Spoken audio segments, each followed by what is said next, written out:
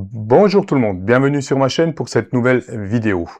Aujourd'hui, une vidéo dédiée à tous ceux qui possèdent le fameux récepteur ATA25 que je vous avais déjà présenté. Donc là, c'est la version ATA25 Max décodeur que j'ai.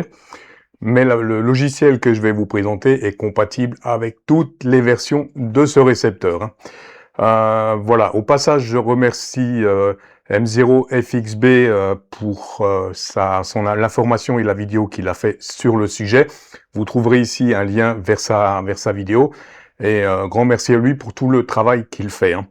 Donc dans cette vidéo, je vais vous expliquer la procédure de sauvegarde dans un premier temps des données de votre récepteur radio, la mise à jour avec le nouveau firmware qui est un firmware qu'on doit à un radioamateur italien, et on va également installer la base de données AB, ce qui va vous permettre d'identifier automatiquement toutes les radios ondes courtes. Donc voilà pour le déroulement de cette vidéo. On est parti tout de suite.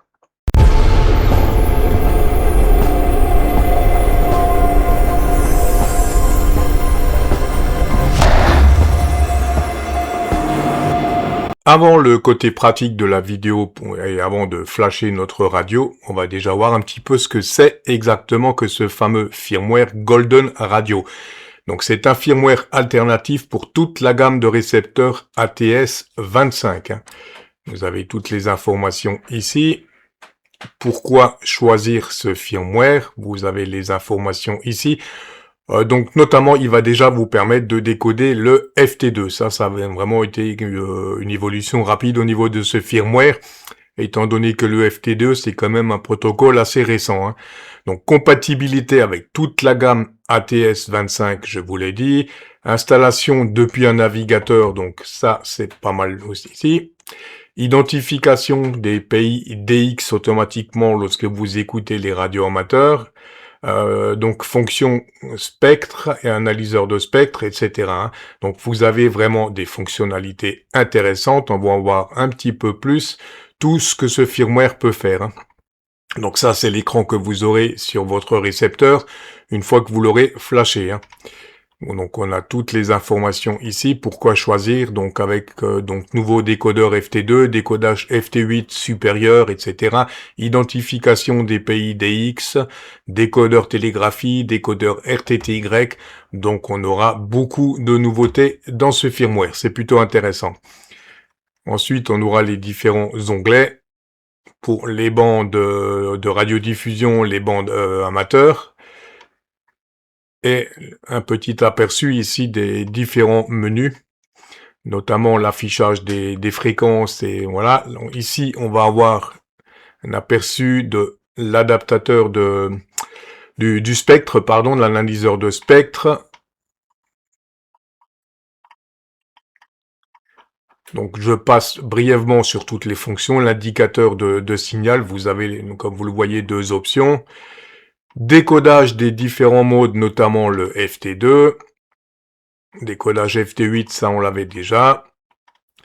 Voilà en gros pour les caractéristiques de ce firmware. Je vous mettrai bien entendu le lien complet du site pour que vous puissiez prendre le temps de voir tout ça. Ici on a qu'un petit aperçu de quelques écrans pour vous donner une petite idée.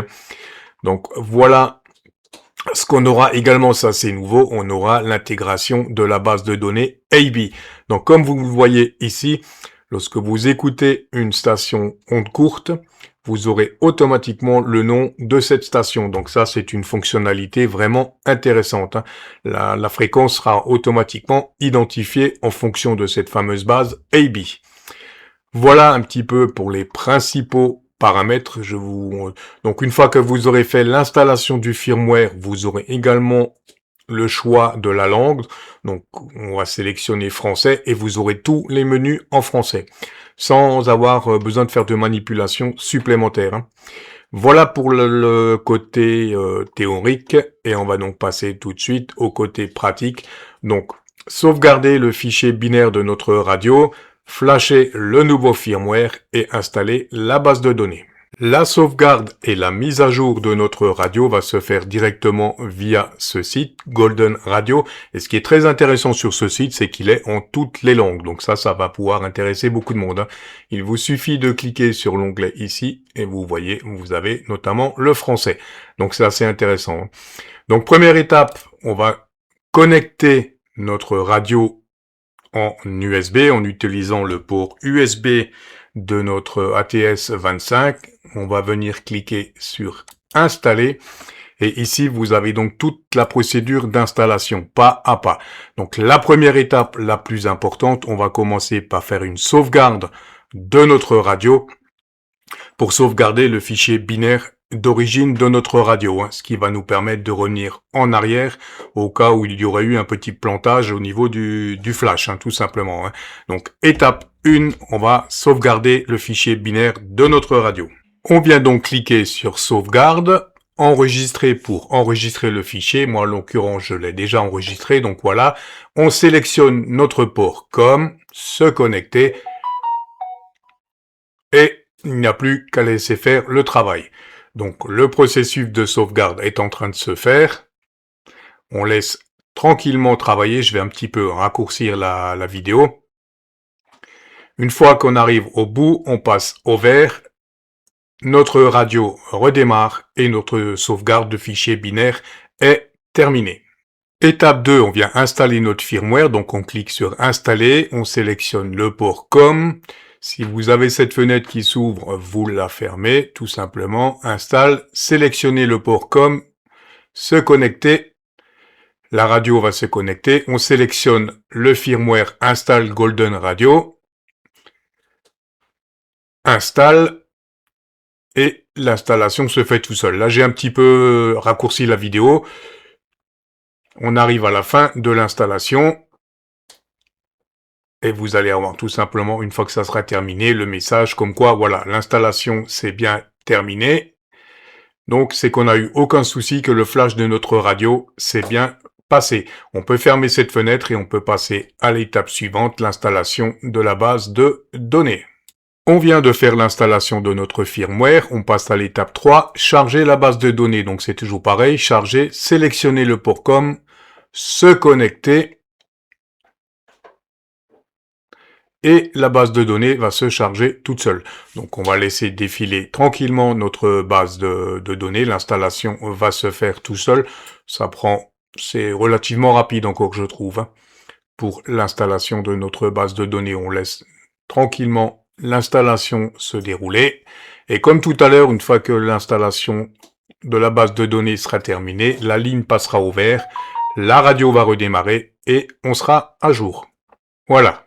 Installation terminée, notre radio redémarre et à partir de là, on est donc prêt à utiliser le nouveau firmware avec la base de données AB téléchargée.